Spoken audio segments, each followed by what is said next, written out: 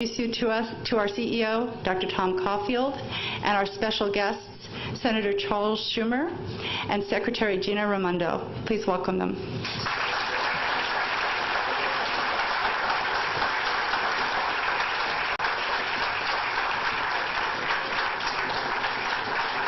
Whoa. I'm sure that was for me.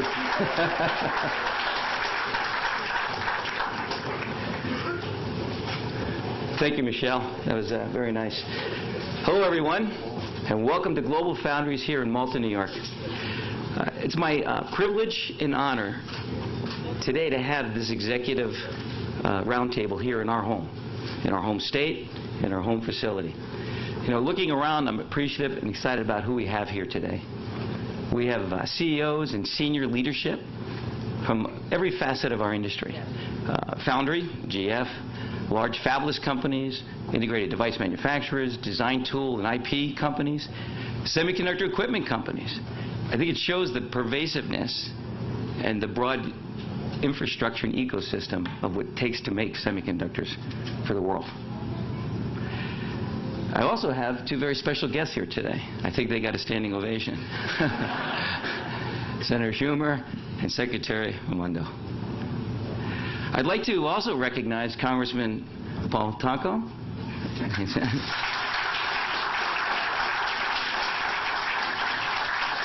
Our local government partners from Saratoga County, the towns of Malta and Stillwater, as well as other local business leaders, including our partners from the Empire State Development Organization and our friends in construction, who we engaged through a PLA. All of you have been long-standing partners and a big part in creating the state-of-the-art facility that stands right to our left over here. So what brings us here today? This broad cross-section of leaders representing the semiconductor industry. It's our pledge to be here today, and quite frankly, our collective obligation to humanity to find a solution to the problem we hear about and read in the news each and every day. You know, what amazes me, a couple years ago, you could never find an article on our industry. Today, every day we're in the paper, and it's not about what we do, it's about what we haven't been able to do enough of.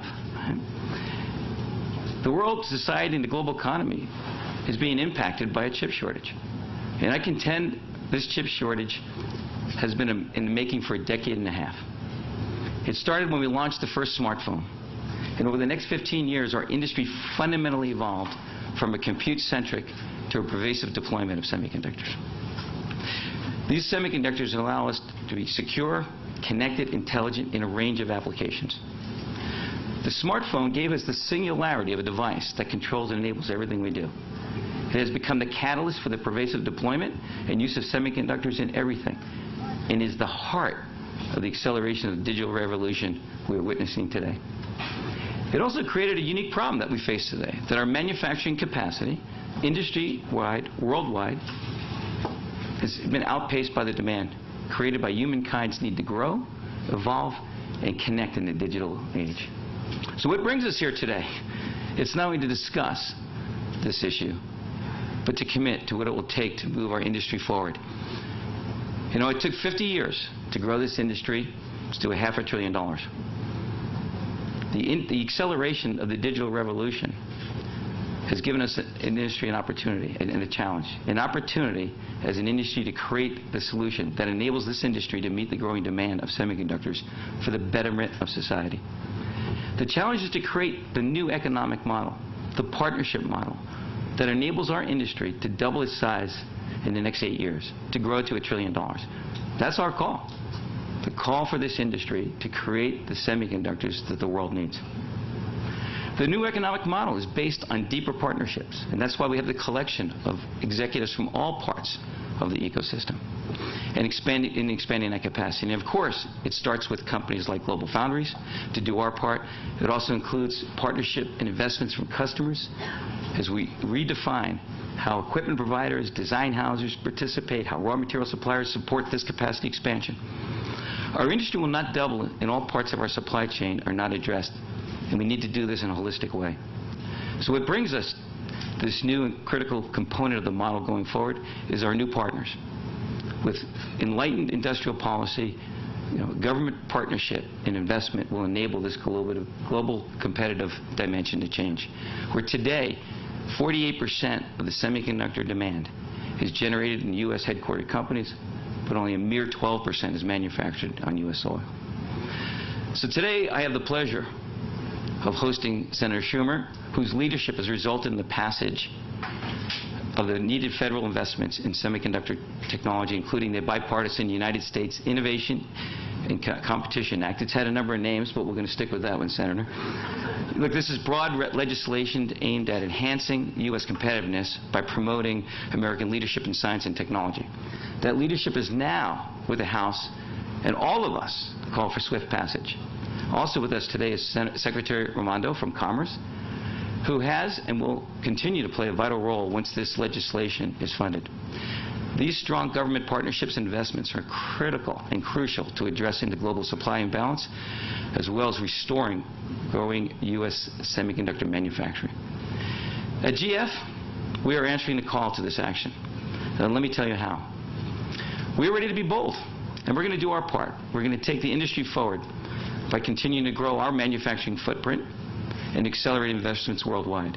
First, today we're announcing we're going to spend $1 billion over the coming years to build out the rest of this facility, leverage the floor space we have here, and add capacity, something in the neighborhood of 150,000 acres. By the way, that was the GF team saying, let's go get this done. We're also ready to be bold and do our part to take the industry forward by continuing. I said that already. Following that, Senator Schumer, today we're announcing here and now that we will construct a new fab here at this site in Malta, New York.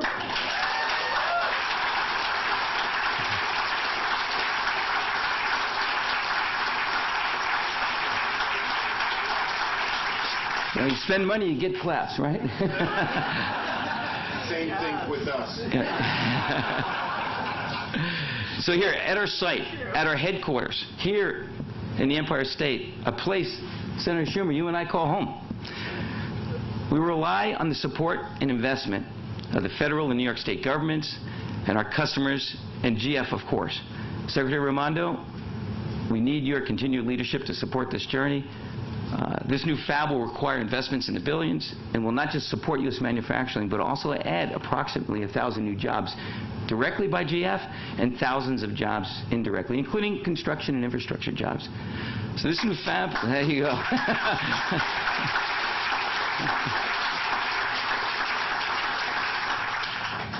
And we envision that this capacity that we'll add will double the size of our output over the coming years and make some of the most secure foundry products, not only for our customers, but for our country and our government. At GF, we are proud of our history. However, like the semiconductor industry, we need to be different going forward. We need to embrace change and pledge to be bold. Earlier today, we unveiled a new brand for around the globe for GlobalFoundries. You might have noticed that we did a little decorating over the weekend. A visual identification of what our company stands for. This new GF identity is really our cry, our call to arms, our call to action, to be bold, and for us to be a constant reminder that we are committed to be bold in doing our part. We play a pivotal and outsider's role in this industry, and we need to continue to be an important part of the accelerating growth of our industry. Maybe for a second I'll shamelessly play a video for you, and then we'll wrap things up. Let's have it. We live here, at the intersection where worlds of different scale meet, where progress is just beyond perception. We make the chips that power your favorite devices and experiences. We create breakthroughs in multiple dimensions, making semiconductors not just smaller, but smarter. Our innovative technology solutions proactively meet the needs of tomorrow, with efficiency that helps our planet and powers our world. A new era calls for more agility and collaboration, and we're delivering that promise with our global manufacturing footprint. Wherever you are, we are too, collaborating, partnering, and investing so we grow together. working at levels unseen to most, but felt by everyone. We are transcending traditional paradigms, delivering more capabilities, more intuitive interaction, more intelligence. We are GlobalFoundries, delivering a new era of more.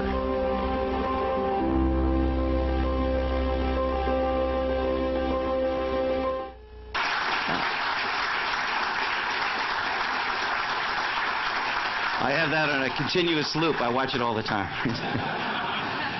So let me conclude. Every day, we at GF are excited and humbled and amazed to witness and to take part in the digital revolution that has been 50 years in the making. To play, as I said before, a vital and outsized role in driving solutions for society and, more importantly, humanity by bringing technology that enrich every facet of all our lives. How we communicate, how we will educate future generations, how we make the world safer, more secure, more connected, and also keeping a watchful eye on making sure we're energy efficient with power and natural resources. And looking around who we have here today, I know you share my enthusiasm, my passion, and maybe most of all, my optimism for our future as an industry together. So with that, I'd like to invite distinguished guests, Senator Schumer and Commerce Secretary Raimondo, to share their thoughts. Senator Schumer, please.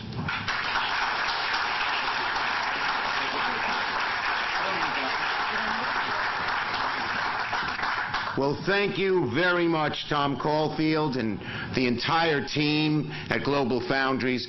Tom Caulfield is one great leader, not only for GF, but for this whole industry. He's a man of his word. I trust him. He's smart. He's practical. He's dedicated. He's energetic. Let's have a round of applause for him.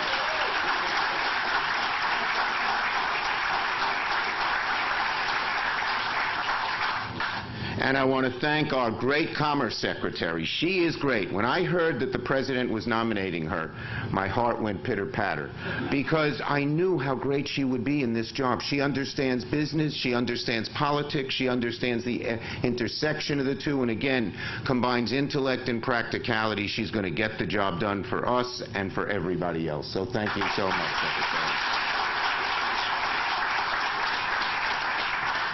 And as she may tell you, the first time I met with her, I get to schedule who gets nominated, who gets voted on the floor, so I have a little leverage at that moment. And the first thing I said to her was, I told her about GlobalFoundries, and I asked her to come up and see how important this institution is, not only to the capital region, but to the whole country. And here she is. She's a person of her word. So thank you for being here. Now, first, let me say how tremendous it is to be here today to announce a brand new fab with thousands of new jobs here in the Capital District. This is a great day for us, a red letter day, a fabulous day.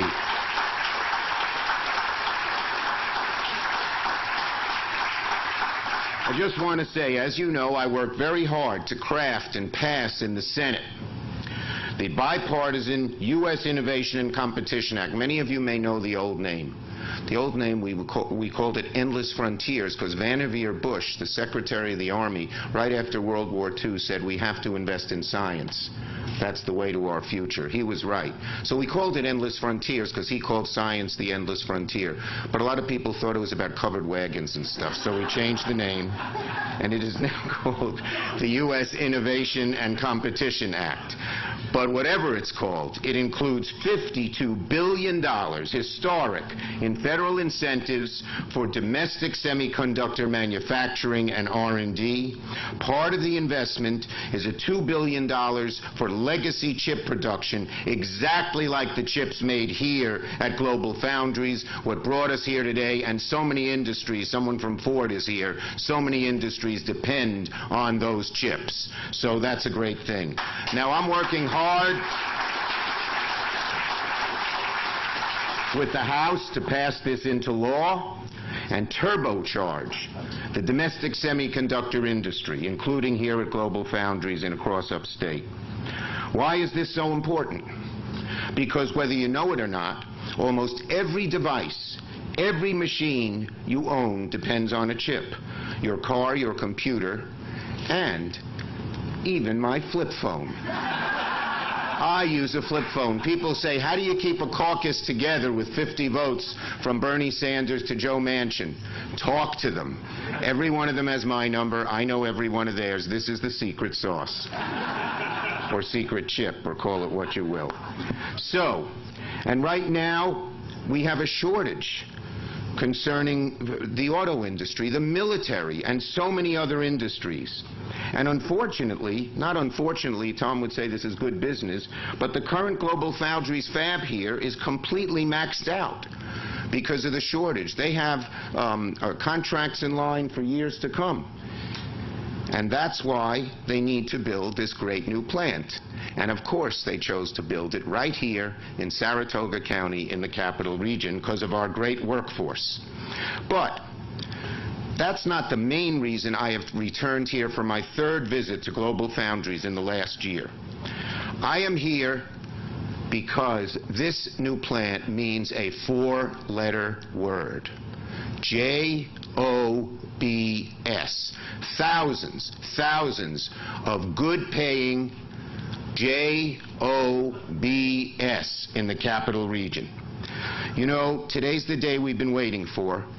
And you know, when they talk about our problems of income inequality, we all know that, you know, the ideas industries are very important and pay very good salaries. But if we don't keep manufacturing here, that income inequality will increase. So we need both great research and taking the results of that research and manufacturing it here in the USA, and I say to all of those thinking of building chip fabs, in New York State.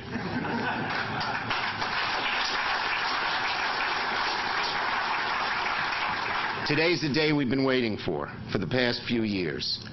And it will be at least as big, maybe bigger, Tom, than the massive Fab 8, which had a transformative impact on our local economy and has put the Capital Region right on the map when it comes to cutting-edge technology. Now, you may remember, I stood here about 12 years ago, Tom. You weren't here. I was. I didn't mean that way. I'm glad he's here. But I stood here 12 years ago when the company announced that they would build their Fab 8. I knew it was a big deal. But however, few understood just how transformational it would be. Thousands of construction jobs, 3,000 permanent jobs, and a boom to the local economy in the region, and putting upstate New York on the global semiconductor industry map. As I said then, as we all know, the potato chip was invented in Saratoga 150 years ago.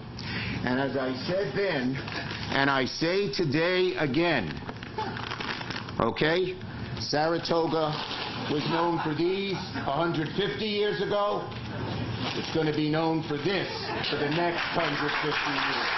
From one chip to another. From one type of chip to another, we grow in the Capital Region and in Saratoga County. Isn't my staff good? So, just 12 years later, it's already come true. With the building of the Fab 8.2, we've cemented the Capital Region as a world leader and the epicenter of domestic chip production. So, Tom, to all of the GlobalFoundries folks here and all of the companies that work with them, we thank you. Thank you for establishing the company here in the Capital Region. Thank you for committing, as you have, to another project labor agreement so the construction jobs are good-paying jobs. It's so important for high-quality construction and good-paying jobs here in the region. Thank you for creating and supporting thousands of jobs here in the Capital Region and helping us tackle the shortage of chips, especially in the auto and tech industries and in our military. Now, let's let the sequel not just be equal, but even better. It's great to be here. Tom, we love you. GlobalFoundries, we love you. On to many, many more successes in the Capital Region. Thank you, everybody.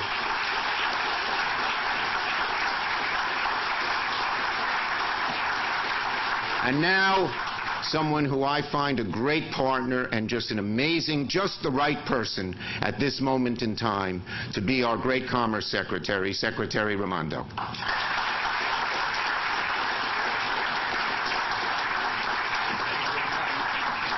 Thank you, thank you, thank you. Don't you love his energy? You wonder how he gets so much done? That's how. Chips. I'm made of chips.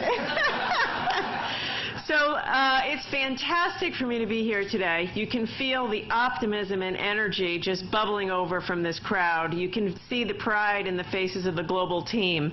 And thank you for inviting me. Thank you, Senator Schumer, for inviting me. And thank you, Tom, for inviting me.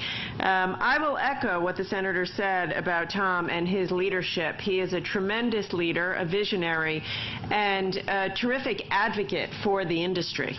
And I'll say on a personal level, we have had many interactions, and you've been just terrific and collaborative and a great advocate for your industry.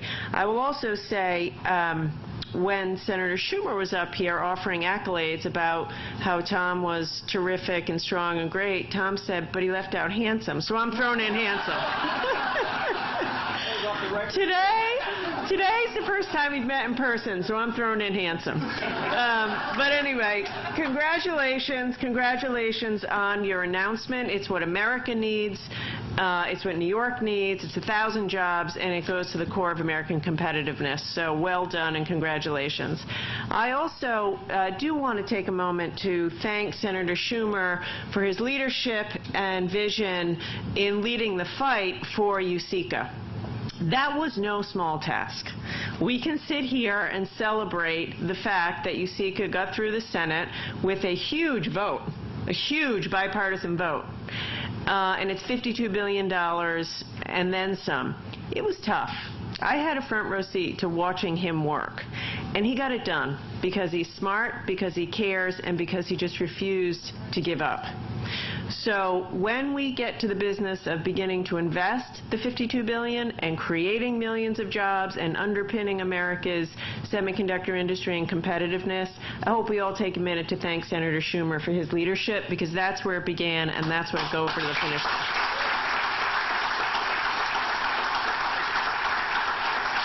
Now, I will, however, take this moment to remind you that we're not done. There is another chamber in the Congress, which is the House. It's not yet through the House. That means you have your work cut out for you. So we have to get this over the finish line in the House. And then, of course, it comes to us, to me, to the administration. I'd like to think, then the really hard work begins. Although, as I said, it's hard to get it through the Congress as well. Implementation matters. And I know that because I ran a business myself for a dozen years. I was an investor in high-tech companies, and then I was a governor for 6 years. And so the rubber meets the road when these initiatives get implemented. And I pledge to you here that I will work collaboratively with industry to make sure we get the most out of the $52 billion, to make sure that it is done according to a vision for how to create a vibrant ecosystem that supports the semiconductor industry. We don't just want to create 4, 5, 6 more fabs, though we do need to do that. We need the whole ecosystem of talent, of materials, of equipment, of R&D, and the research and development coming out of the NSF and universities, connecting with your companies and connecting with talent. And so that's how we're going to invest the money once it gets over to the Department of Commerce. We have an industrial vision. Your industry underpins everything else in the economy. Everything else in the economy. From the moment you wake up in the morning and the senator gets on his flip phone, or I get on my Peloton, or your kids do their homework, or you go to the doctor, or the ventilators in the hospital, all of this runs on chips. And the whole ecosystem of chips, including storage and memory and design. So we're going to work in collaboration with industry, with private sector partners, with university partners, with the government to make sure we get this right. And by the way, we all know $52 billion isn't nearly enough. That's the tip of the spear. We hope to invest that money in a way that it unlocks another 100 or 200 from the private sector. And then we'll really get moving to create the millions of jobs that we need. This isn't giving away money to big companies. This is making a historic, once-in-a-generation investment in our economic security and our national security. And if we do it right, and I know we will, together, 10, 20 years from now, we'll look back at this moment as the moment it all began, when America is back in the game. America is competing on the global stage in this industry where we need to be, and where we started, as the senator said, to create jobs for everybody, whether you have a 4-year degree or not. There's going to be a job for you in this industry and the related industries. So, we're excited. We're going to get to work making the investments. And I just have to say, I appreciate being invited today. I'm new to the team. I've got a lot to learn from all of you. And I'm 2 feet in to make this a success. So thank you for having me.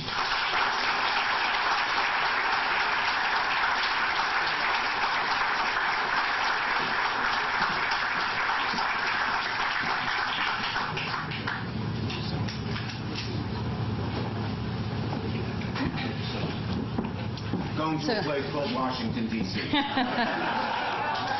Thank you, Senator, for joining us. Thank you very much. You want your tip? Take your tip. Your speech.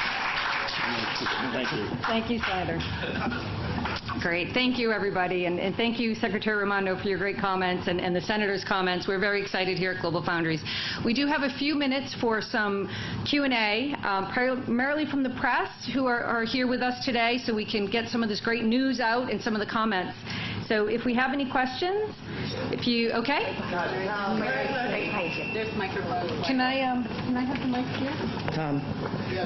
Please, behind the mic.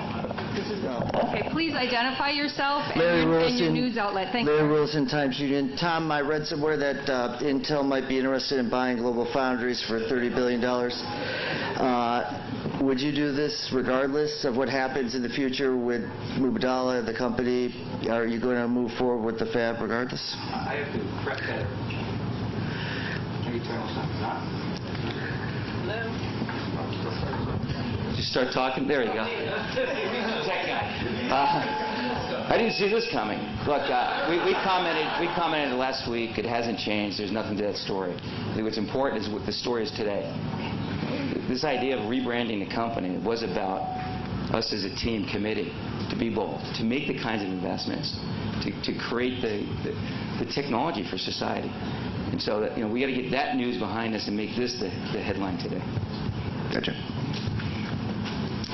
Thank you, Larry. We knew someone was going to ask the question. Willie Shee, Harvard Business School, writing for various publications. You commented that, or Senator Schumer commented that the new fab would be roughly doubling the capacity here. Do you have some comments on that? How you doing, Willie? Good, thanks. He came, 4 months ago, and you did a tour of the fab? I did a tour of the fab. It's an excellent fab. Thank you. He knows something to do about our fab. Yeah, it's pretty much, it's going to double, maybe a little bit bigger, the clean room space. So depending on the technology mix we put here, you could get a little bit more in wafer output, but the intent is to get this to become roughly the scale of a mega fab. If we have any questions for Secretary Raimondo while we have her here, that would be fabulous. Or not, okay. I'm Jackson White from Spectrum News. What's the timeline for this project? So we've officially kicked off the planning. We have weekly reviews on the planning process. These are complicated facilities. What part of the site we want to construct on first. We got to get through permitting. And so, you're talking about things that take quarters, not weeks or months. But we'll have everybody back when we're ready to go, put that first shovel on the ground. Thank you, Tom. Do we have any other questions? Okay, yeah, follow up. $1 billion into this project. How much of it do you see coming from federal money? How much of it's state money? Do you have that idea in mind? Yeah, we mentioned taking $1 billion today and expanding the capacity inside this building. There's still floor space. That one we have to move fast and get on it. The partnerships we're looking for are to create the new facility here. And that's over and above that the $1 billion to continue to complete this space here. Darrell Camp with New York Now. The last time Senator Schumer was here, he had mentioned international competitiveness as far as developing technology generally. This project in particular, how does that improve the competitiveness with countries like China? Well, I'm going to embellish this a little bit. We get stuck as an industry talking about one dimension of innovation, the smallest transistors packed the tightest with the highest performance. And that represents 30% of the market, and it's an important part of the market. But where we participate as a company is 70% of the market. Probably isn't a device any of you have in your home, in your pocket, where you work that doesn't have GF chips in it doing very important, what we call feature-rich functions. And so that's the technology that we innovate. That's the technology we bring to the marketplace. I would argue that some of the technology we're going to bring here is beyond transistors. We're bringing silicon photonics here. We're not going to use electrons anymore. We're going to use photons to drive this industry. So let's all think about innovation more than just a single dimension. That's why we say there's more to our industry, right, than just single-digit nanometers. And do you need additional infrastructure in this area that doesn't already exist, or is the existing infrastructure with places like SUNY, Poly fine as far as developing workforce that you need to fill the positions as you expand? Well, you talked about two resources. Let me talk about the most important one, the human capital part. And we have to continue to invest in that in the region. GF needs to continue and double down on our investments. 5% of all the hours worked in our company go to training our employees to build their capability, to make us be able to do what we do. The other infrastructure is part of the planning that we're looking at now. What will it take, and to be able to create doubling the size here? So that's all part of the planning process we're going through. But is it sufficient so far with places like RPI and such around this area, or do you need more of that? It is sufficient so far. Could you please give us your name and news outlet? Thank you. Yes, of course. Hi, my name is Lindsay Smith. I'm with Channel 6, so WRGB. You mentioned earlier that this investment is going to create thousands of jobs. Pandemic, it's been a rough year. People are still trying to get back on their feet. What kind of background requirements are you looking for? Have you determined a pay? Specific number of people you're looking to hire? I think Secretary Raimondo said it the best before. It's the broad spectrum of jobs that we need. People out of high school, 2-year associate technology degrees, people in finance, people with PhDs. It's a broad spectrum. Manufacturing in the high-tech space requires a broad distribution of skills. And even in the technical disciplines, it's a broad range of engineering and science skills. But I think that you take a look at what our demographics look like today, and it'll be mirrored in the expansion we do on the broad range of jobs we'll create. Thank you. We're going to have Secretary Raimondo's team is giving me a warning flag that we're going to send someone else back to Washington. Okay. So do you have a question for the Secretary? Yeah, it'll include her if she chooses to answer. Okay. I just sat in on this national security event that was in the other tent. And it just seemed kind of scary that all of our infrastructure, whether it's the electric grid or the air traffic control networks or the seaport and airport facilities, are all in danger. And if any of them go down, we're cut off. So what are you doing when you manufacture these chips that protect you from the chips being ripped off or from being compromised in some way, that you could go down and everything else could go down also? I mean, this is something the Secretary might want to answer because it takes in a more national and international flavor. But I know that Israel has done a lot to protect itself from from being compromised, and they're doing a lot in terms of chip manufacturing. So I was just wondering what your, oh, by the way, my name's Mark Ronich with Statewide News Service. And I just wanted to let you know, to ask you, what security measures, as much as you could talk about them, are being done to protect this this expansion.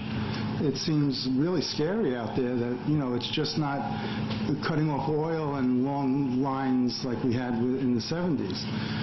Okay, why don't we let them get to the answer there, Mark? Thank you for the question. So I'll talk to the industry dynamic, and I'll let you talk about the geopolitical networks, right? So what you're pointing out is the industry dynamic.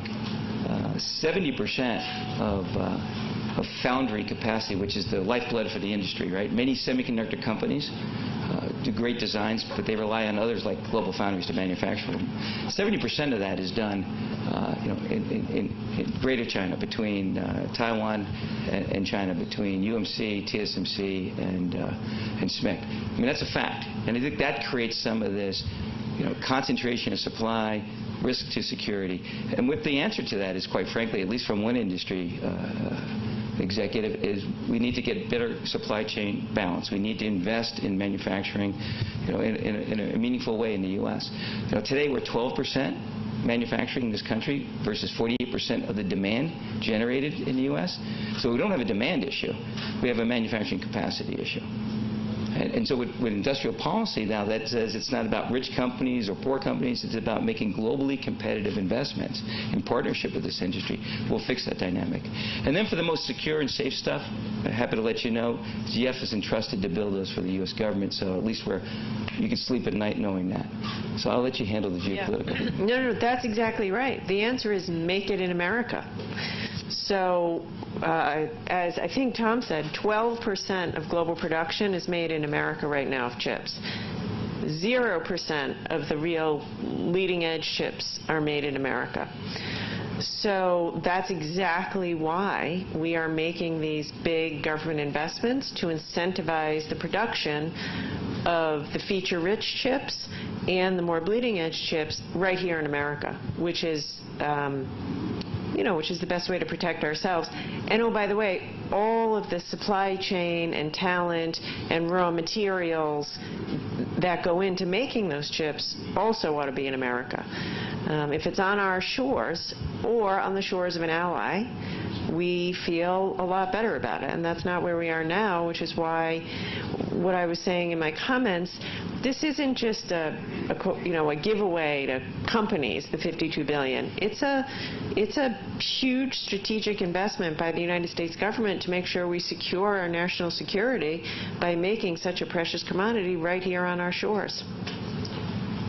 All right, with that, thank you very much. I think everyone's going to head out. Thank you all for joining us. Secretary Raimondo, thank you for being here.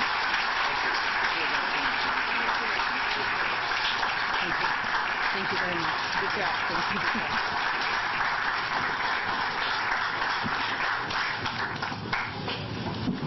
you. And that's a wrap. Thank you, everybody.